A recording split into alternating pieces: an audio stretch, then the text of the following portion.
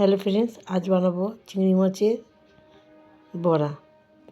কী লাগবে: চিংড়ি মাছ, ধনেপাতা, আদা, রসুন, পেঁয়াজ, লঙ্কা কোচানো।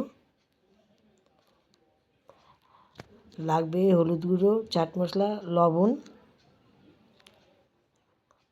দিলাম বেসন, একটু লঙ্কার গুঁড়ো আছে, যারা ঝাল খাবেন না খেলে স্কিপ করে যাবেন। দিলাম কর্নফ্লাওয়ার। এবারে গ্যাসের পুরো প্যানটা বসিয়ে তাতে দিয়ে দিলাম সর্ষের তেল।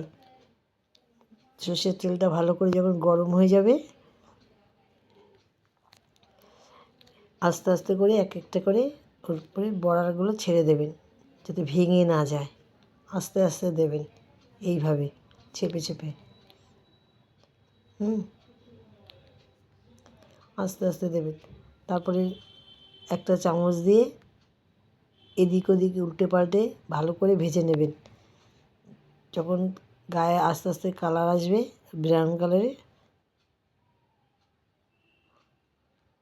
তখন আস্তে আস্তে রঙটা ধরে যাবে, ভালোভাবে ভেজে নেবেন।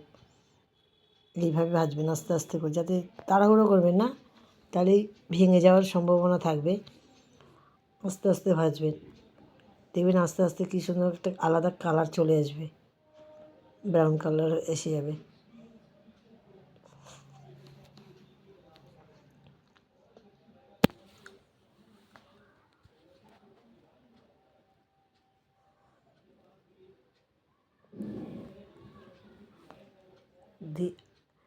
আস্তে আস্তে